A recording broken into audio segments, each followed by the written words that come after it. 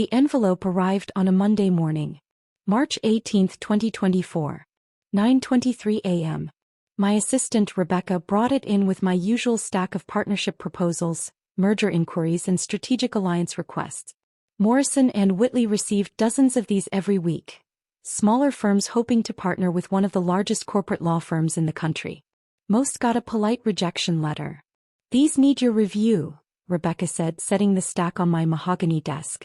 "The Anderson Group merger is time-sensitive. And there's a partnership proposal from a small firm in Chicago that might be worth considering." Chicago. I looked up from my laptop. "Which firm?" She checked her notes. "Brennan Associates. Mid-sized, about 40 attorneys. They're looking for a strategic partnership to handle overflow work and access our international resources." Brennan Associates. My father's firm. I kept my face neutral. "Leave it with me. I'll review this afternoon." After Rebecca left, I stared at that envelope for a full 5 minutes before opening it. The proposal was professionally formatted, comprehensive. 12 pages detailing Brennan and Associates practice areas, client roster, recent cases and financial projections. The firm specialized in corporate law and business litigation. Solid work, respectable if unspectacular. But the numbers told the real story. Revenue down 23% over 3 years. 3 major clients lost to competitors in the past 18 months. Aging partner demographic with no clear succession plan. Overhead costs climbing while billable hours declined. They were drowning. Slowly but inevitably. This partnership wasn't about growth. It was about survival. The proposal was signed by 3 senior partners: Robert Brennan, Thomas Mitchell and Michael Brennan. My father's name was first. Robert Brennan. The man who'd told me I'd never make it as a lawyer. Who'd skipped my law school graduation because he had a case to prepare. Who'd spent my entire childhood comparing me unfavorably to my older brother Marcus. And now he was coming to me for help. He just didn't know it yet. I picked up my phone and called Rebecca. "The Brennan proposal. Schedule a meeting for tomorrow at 2 p.m. Full presentation. Tell them to bring their senior partners. All of them. All of them." I hung up and sat back in my chair, looking out at the Manhattan skyline from my corner office on the 43rd floor. Tomorrow was going to be interesting. The problems with my father started early. I was 8 years old when I first heard him tell someone I wasn't smart enough to be a lawyer. It was at a family barbecue. July 4, 2001. My uncle had asked about my grades and before I could answer my father had laughed and said, "Katie's a solid B student. She tries hard." But Marcus, now Marcus has the brain for law. Got his grandfather's analytical mind. Marcus was 10. He'd won some school debate competition. My father had been talking about it for weeks. I'd gotten straight A's that semester but no one mentioned it.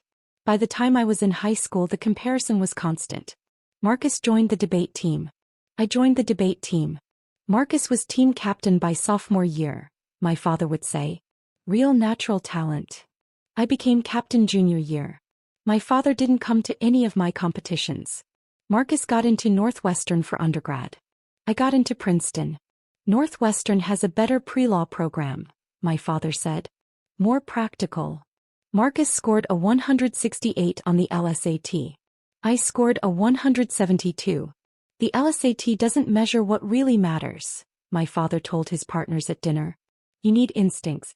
Courtroom presence. Marcus has that. When I got into Harvard Law, my father's response was, well, they have to fill their diversity quotas somehow. I was a white woman from an upper-middle-class family. I'd gotten in on merit. But he couldn't admit that. The breaking point came during my second year at Harvard. I was home for winter break. December 2014. My father was hosting a dinner party for his partners and their families. I was helping my mother in the kitchen when I heard him talking in the living room. Marcus is clerking for Judge Patterson this summer, he was saying. Federal Appellate Court. That's the kind of experience that builds a real legal career. What about Katie? Someone asked. Isn't she at Harvard Law? Katie. My father's voice was dismissive. She's doing fine, I suppose. But she doesn't have what it takes to be a real lawyer. Too soft. Too emotional. She'll probably end up in legal aid or something. Helping people with parking tickets. The room laughed. I stood in the kitchen doorway, frozen. My mother touched my arm. Katie, don't. I walked into the living room. 12 people turned to look at me. Actually, I said, my voice shaking but clear, I just accepted a summer associate position at Cravath. Starting salary of $3,800 a week. The room went silent. Cravath, Swain and Moore. One of the most prestigious law firms in the world. My father's face flushed red. Katie, this isn't the time. You're right. It's not the time to humiliate your daughter in front of your colleagues. But you did it anyway. I turned and walked out. I packed my bag, called a taxi and flew back to Boston that night. My father called the next morning. You embarrassed me in front of my partners. You embarrassed me in front of your partners. I was making conversation. You were making me the punchline. Again. I paused. I'm done, Dad. I'm done trying to prove myself to you. I'm done being the disappointment. You're overreacting. I'm reacting exactly right. Don't call me again unless you're ready to apologize. He didn't call. I graduated from Harvard Law in May 2016. Third in my class. Published in the Harvard Law Review. Job offers from 6 top firms. My father didn't come to graduation. He said he had a case to prepare. Marcus came. So did my mother, looking uncomfortable and apologetic. My father had sent a card with a check for $500 and a note. Congratulations. Hope the degree serves you well. No, I'm proud of you. No acknowledgement of my achievements. Just a generic pleasantry he could have sent to anyone. I started at Cravath in September 2016 as a first-year associate. The work was brutal. 100-hour weeks. Impossible deadlines. Partners who yelled when you made the slightest mistake. I saw associates cry in the bathroom, quit without notice, develop drinking problems. I thrived. Because every time I wanted to quit, I heard my father's voice. She doesn't have what it takes to be a real lawyer. And I worked harder. I made partner at Cravath in 7 years. Faster than average. I specialized in complex corporate litigation, representing Fortune 500 companies in bet the company cases. I won. A lot. In 2021, Morrison & Whitley recruited me as a senior partner. In 2023, at 35 years old, I became the youngest managing partner in the firm's history. Morrison & Whitley had 1,200 attorneys across 12 offices worldwide. We represented 40% of Fortune 100 companies. Our annual revenue was $3.2 billion. And I ran it. My father had no idea. We hadn't spoken in 8 years. My mother called occasionally, updating me on family news I didn't ask for. Marcus made partner at your father's firm, she told me 2 years ago. They're so proud. That's great, Mom. Your father asks about you sometimes. Does he? He saw an article about a case you won. The TechCorp merger litigation. He mentioned you did good work. How generous of him. Katie. I have to go, Mom. I'd built my career without his approval. Without his support. Without his acknowledgement. I didn't need him. But now, staring at his firm's partnership proposal, I realized I had something he needed. And tomorrow he was going to find out. Tuesday afternoon. 1:47 p.m. I was in my office reviewing the Brennan proposal one final time. Rebecca had assembled a full analysis. Financial projections, market positioning, competitive advantages, minimal, and risks, substantial. At 1:55 p.m. Rebecca buzzed me. The Brennan party is here. 3 partners. Should I show them to conference room A? Yes. Offer them coffee. I'll be there in 10 minutes. I'd learned this trick early in my career. Make them wait. Not long enough to be rude, but long enough to establish who holds the power. At 2:07 p.m. I walked into conference room A.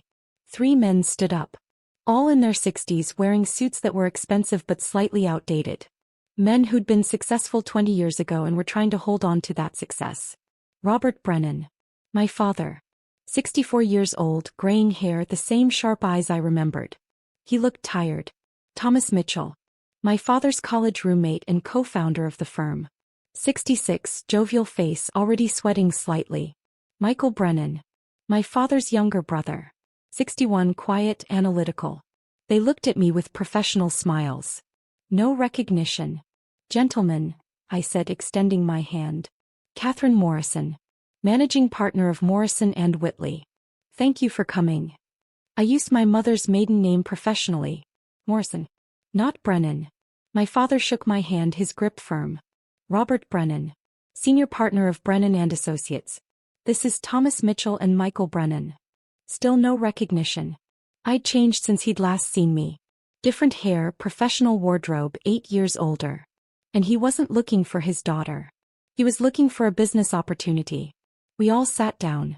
I've reviewed your proposal, I said, opening the folder in front of me. Before we dive in, why don't you tell me about your firm? What makes Brennan Associates a good fit for Morrison & Whitley? My father launched into his pitch. 40 years of corporate law experience. Solid client relationships. Deep knowledge of the Chicago market. A proven track record. He was good. Confident, professional, persuasive. But I could see the desperation underneath.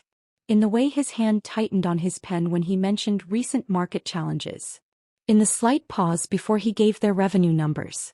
Your financials show a 23% revenue decline over 3 years, I said. What's driving that? Thomas shifted uncomfortably. Market consolidation. Clients moving to larger firms with more resources. That's why we're here, my father interrupted smoothly. We recognize that the legal market has evolved. Clients want global reach, specialized expertise, technological infrastructure. Things that a firm our size can't provide alone. But you can provide them together with us, I said. Exactly. Brennan Associates brings 40 years of client relationships and Chicago market expertise. Morrison & Whitley brings resources, global reach and prestige. Together we'd be formidable. I made a note. You've lost 3 major clients in 18 months. Why should we believe the remaining clients will stay through a partnership transition? My father's jaw tightened slightly. Those clients left due to industry consolidation, not service issues. One of them left for Miller & Cross, I said, referencing my briefing materials. A firm smaller than yours. That's not consolidation. That's competition. Silence. Ms. Morrison, Michael spoke up, his voice calm. You're right. We've faced challenges. But we've also survived for 40 years in a competitive market. Our client relationships are strong. Our legal work is excellent. We're not here because we're failing. We're here because we're smart enough to evolve. Better answer. More honest. Tell me about your succession plan, I said. Your senior partners are all over 60. Who's the next generation of leadership? Another uncomfortable pause. We have several strong associates, Thomas said. Marcus Brennan, Robert's son, just made partner. He's 36, excellent trial lawyer. One new partner isn't a succession plan, I said. What happens when the 3 of you retire? That's part of why we're seeking a partnership, my father said. Access to Morrison & Whitley's resources would help us recruit and retain top talent. Young lawyers want to work for firms with global reach. I sat back. Let me be direct. Your proposal asks for access to our client base, our resources, our brand. In exchange, you offer client relationships that are shrinking and expertise that we already have in-house. Why would we agree to that? The temperature in the room dropped 10 degrees. Because, my father said, his voice tight, we're offering you the Chicago market. 40 years of relationships with every major corporation in the region. You can't buy that kind of institutional knowledge. We can hire it, I said. We could recruit half your associates tomorrow and get the same knowledge for less. I was being harsh. More harsh than I needed to be. But I wanted him to feel what I'd felt for years. Inadequate. Not good enough. Ms. Morrison, Thomas said, perhaps we got off on the wrong foot. We have deep respect for Morrison & Whitley. We're not here to demand anything. We're here to explore whether there's mutual benefit. Then let me ask you this, I said. What happens if we say no? What's your plan B? No one answered. Because from where I'm sitting, I continued, you don't have one. You're losing clients. Your revenue is declining. Your partners are aging out. Without this partnership, you're looking at a slow decline into irrelevance. My father's face was red now. That's a rather harsh assessment. It's an accurate assessment. Your proposal's financial projections are overly optimistic. Your client retention assumptions are unrealistic. And your value proposition to us is minimal. I closed the folder. Gentlemen, I appreciate you coming in. but I don't see a fit here. Wait, my father said sharply. You're rejecting us? Just like that. Unless you have something else to add. We have 40 years of excellence. His voice was rising. We've built one of the most respected firms in Chicago. We've represented Fortune 500 companies, won major cases, trained dozens of successful lawyers. You're dismissing that because of 3 bad years. There was the ego. The inability to accept that he wasn't the most important person in the room. I'm dismissing it, I said calmly, because it doesn't meet our strategic needs. Morrison and Whitley partners with firms that bring unique value. I'm not seeing that here.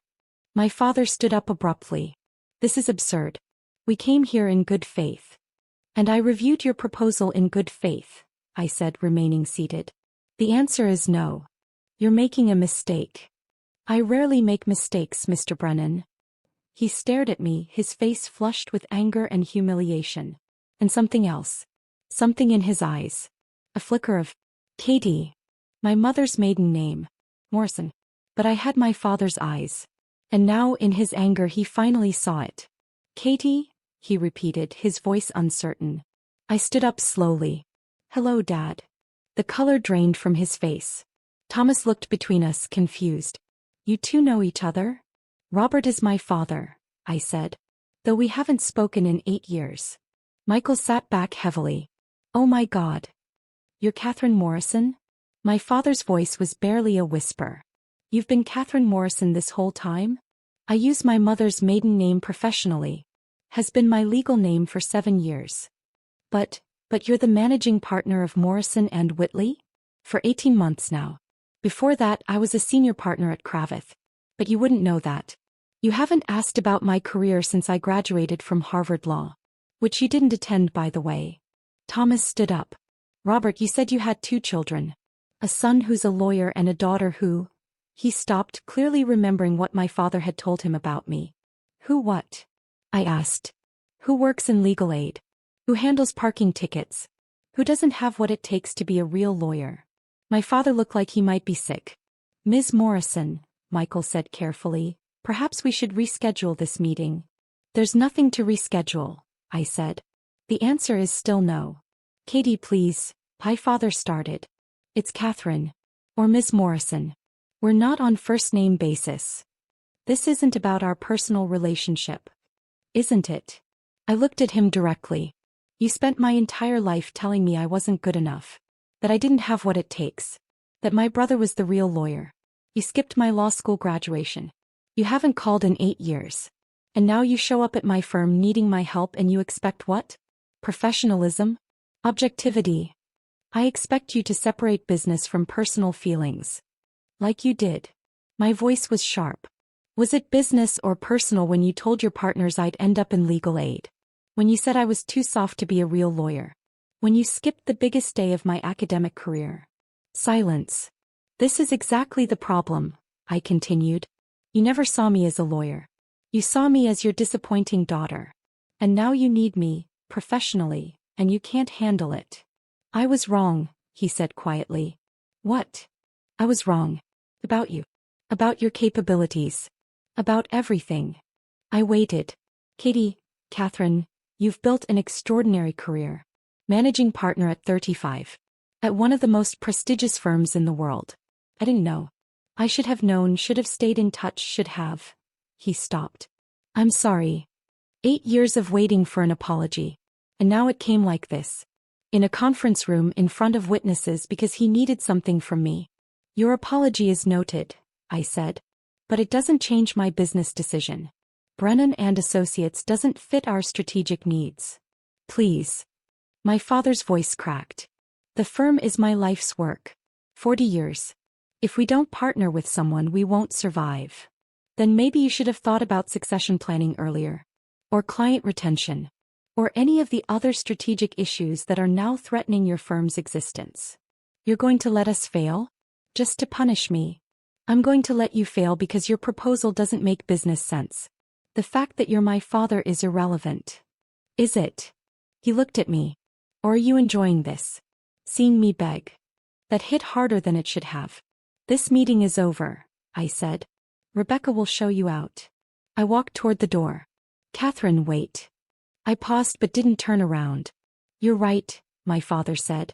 About all of it. I compared you to Marcus. I dismissed your achievements. I wasn't there when you needed me. His voice was heavy. I was a terrible father. And now I'm reaping what I sowed. I turned around slowly. He looked older suddenly. Defeated. I don't expect you to forgive me, he continued. I don't even expect you to help me. But I need you to know, I'm proud of you. Seeing what you've built, what you've accomplished without any help from me, I'm proud. And I'm sorry it took losing everything to say it.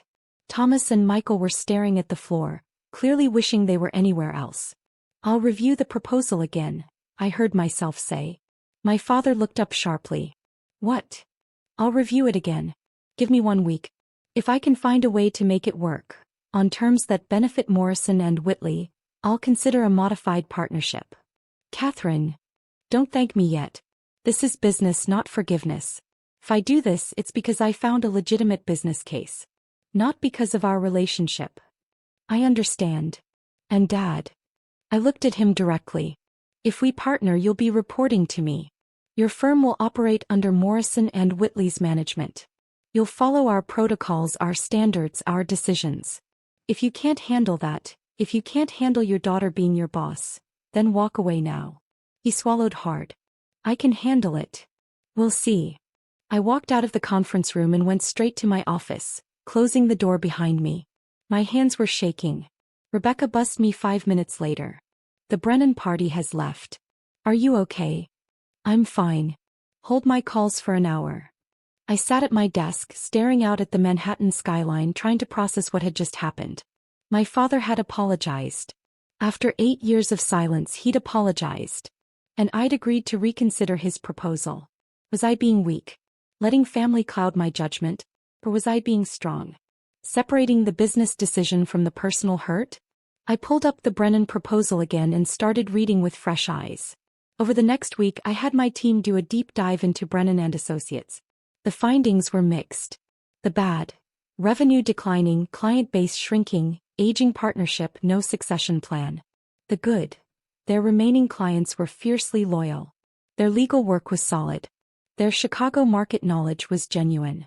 And their overhead was low, they operated lean. More importantly, I saw something my initial review had missed. Opportunity. If Morrison and Whitley acquired Brennan and Associates outright, not a partnership but an acquisition, we could absorb their clients, their expertise, and their Chicago market position. We could bring in their best associates, retire the senior partners gradually, and build a true Chicago presence. The Brennan name had equity in the market. We could keep it as a subsidiary. Brennan and Associates, a Morrison and Whitley company. It would cost us less than starting from scratch. And it would eliminate a potential competitor. I drafted a counter-proposal. Not a partnership, an acquisition. Morrison and Whitley would buy Brennan and Associates for $15 million. The 3 senior partners would stay on for 2 years in advisory roles, then transition to of counsel positions. Their associates would be offered positions at Morrison and Whitley. It was a fair offer. More than fair considering their financial situation. But it meant my father would lose control of the firm he'd built. I called him on Friday afternoon. Robert Brennan, he answered. It's Catherine. Boss. Catherine. I've been hoping you'd call. I've reviewed your proposal again. I have a counteroffer. I'm listening. Not on the phone. Can you come to New York tomorrow? Just you, not the other partners. Tomorrow is Saturday. I'm aware. Can you come or not? I'll be there. He arrived at my office at 10 a.m. Saturday morning. I was already there, having spent the night working on the final details. He looked nervous, which was a first. Coffee? I offered. Please. We sat in my office, not the conference room. This conversation needed to be different. I have a proposal, I said, sliding a folder across the desk. But it's not what you asked for. He opened it and started reading. I watched his face change as he processed it. Confusion. Understanding. But you want to buy us, he said finally. Yes. For $15 million. It's a fair price based on your current financials. We'd lose the firm. Lose control. You'd lose ownership. But you'd save your clients, save your associates, and save your legacy. Brennan and Associates would continue under Morrison and Whitley. Your name would remain on the door. He read through the details. The 2-year transition. The advisory role. The of-counsel position afterward. I'd be working for you, he said. Yes. My daughter would be my boss. Yes. He set down the papers and looked at me. Is this revenge? Making me report to you? No. This is business. It's the best option for both firms. There's no other way? No partnership structure that preserves our independence. I could force a partnership on terms that would slowly strangle your firm. Give you just enough resources to survive but not thrive. Keep you dependent on us while we extract value from your client base.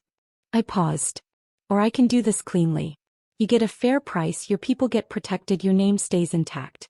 In 2 years, you retire with dignity instead of watching your firm die slowly. Those are my only choices? Those are the only choices that make sense. He stood up and walked to the window looking out at the city. 40 years, he said quietly. I built that firm from nothing. 3 lawyers in a small office in 1984. We grew it to 40 attorneys, handled major cases, trained dozens of lawyers. It was my legacy. It still can be, I said.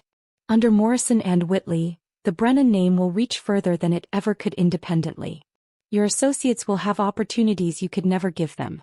Your clients will get resources you can't provide. But it won't be mine. No. It won't be yours. He turned around. Why are you doing this? Really? You could have just rejected us. Let us die on our own. I thought about that. Because you were right about one thing, I said finally. You did build something worth preserving. Brennan and Associates is a good firm.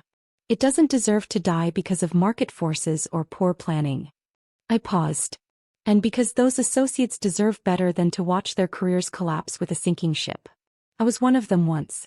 I know what it's like to work for someone who doesn't see your value. The implied criticism hung in the air. I wasn't talking about you, I said. But if the shoe fits. He actually smiled slightly at that. Fair point. He came back to the desk and sat down. If I agree to this, if we do this, can I ask for one thing? What? Can we try to rebuild our relationship? Not just business but father and daughter. I looked at him for a long moment. I don't know, I said honestly. 8 years is a long time. You hurt me deeply. Multiple times. I know. And I'm not the same person I was. I don't need your approval anymore. I don't need your validation. I built this career despite you, not because of you. I know that too. So what exactly are you asking for? A chance, he said simply. To know the person you've become. To be part of your life. To be a father if you'll let me.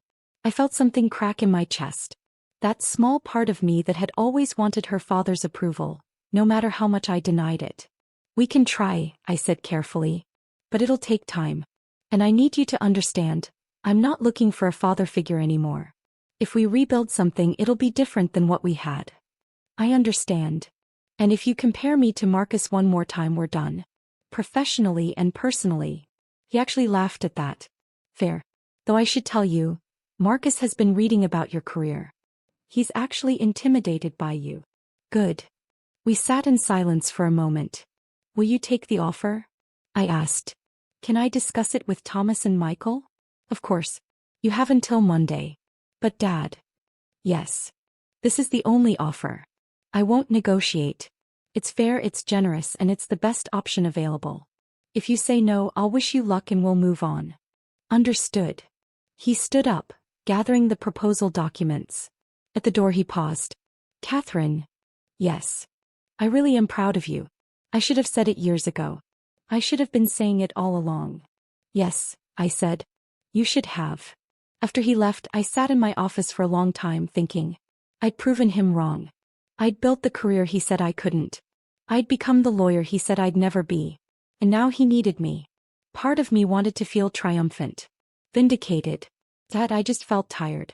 Proving people wrong was exhausting. Even when you won, you lost something in the process. Monday morning, my phone rang at 8:47 a.m. Catherine Morrison. It's Robert. We're accepting your offer. I let out a breath I didn't know I was holding. All 3 partners agreed? Unanimously. We know it's the right choice. Good.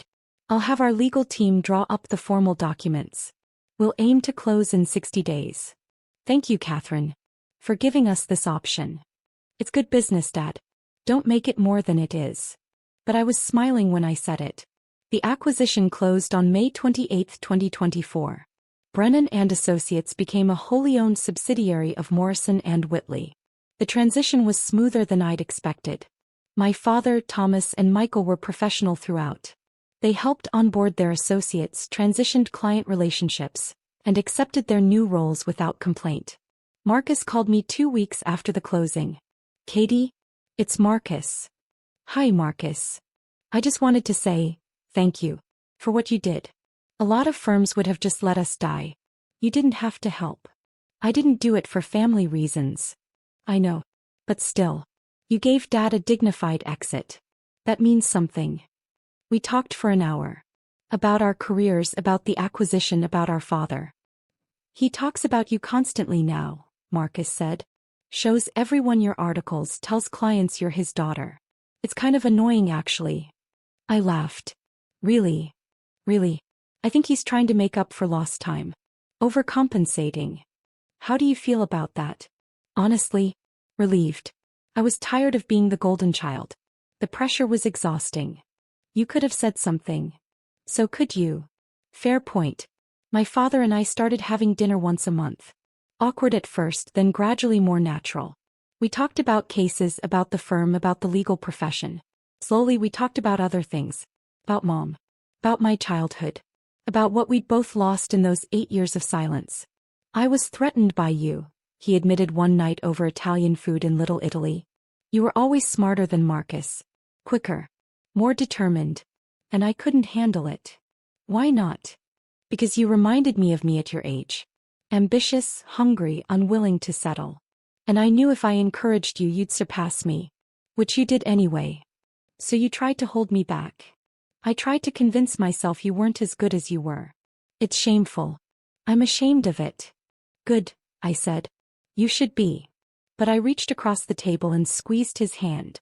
6 months after the acquisition, I promoted 3 Brennan Associates to partner at Morrison & Whitley. All 3 were exceptional lawyers who'd been held back by the old firm's financial constraints. My father attended the announcement. Afterward he pulled me aside. Those 3, they would have left if you hadn't acquired us. We'd have lost them. I know. You saved their careers. I gave them opportunities they'd earned. He smiled. You're a better managing partner than I ever was. Yeah, I said. I am. We both laughed. A year after the acquisition, my father officially retired. We threw him a party at the office. 200 people, partners and associates from both firms. I gave a speech. Robert Brennan built Brennan & Associates from nothing 40 years ago.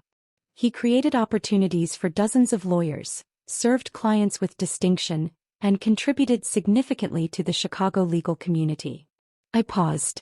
He also happens to be my father. Which made this acquisition complicated in ways most mergers aren't. The room laughed. But I want to say this publicly. Dad, you taught me more than you know. You taught me resilience by making me develop it on my own. You taught me determination by giving me something to prove. You taught me the value of success by withholding your approval until I no longer needed it. I looked at him directly. You weren't always the father I needed. But you inadvertently gave me the skills to become the lawyer I wanted to be. So thank you. For the lessons you meant to teach and the ones you didn't. He was crying. So was I. After the party, we stood on the balcony of my office, looking out at the Manhattan skyline. I'm sorry, he said. For the 100th time, I'm sorry. I know. Are we okay? Really? I thought about that. About the 8-year-old girl who wanted her father's approval. About the 27-year-old who graduated from Harvard Law alone. About the 35-year-old managing partner who'd proven everyone wrong.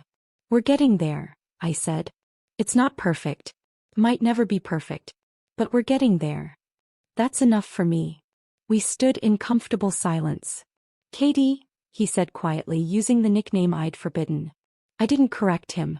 I know I don't get to be proud now. I didn't earn that right.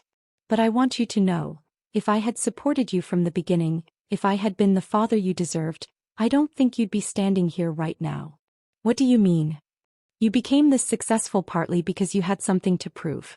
Because you had to be twice as good to get half the recognition. He paused. If I'd been supportive, maybe you'd have been comfortable. Settled. Good but not great. So you're taking credit for my success? He laughed. God no. Your success is entirely yours. I'm just saying, sometimes the obstacles make us stronger. Even when those obstacles are our own fathers. I thought about that. Maybe, I said. Or maybe I'd have been just as successful with a supportive father. We'll never know. No. We won't. Another pause. But for what it's worth, I said, I forgive you. He looked at me sharply. Really? Really? It doesn't undo the hurt. It doesn't erase the years. But I forgive you. Because holding on to that anger is exhausting. And because you're trying. Finally. He pulled me into a hug. I let him. Thank you, he whispered. Thank you. We stood there on that balcony, managing partner and retired senior partner, daughter and father, while the sun set over Manhattan. I'd proven him wrong. I'd become the lawyer he said I'd never be. But more importantly, I'd become the person I wanted to be. With or without his approval. Though I had to admit, having it now felt pretty good too.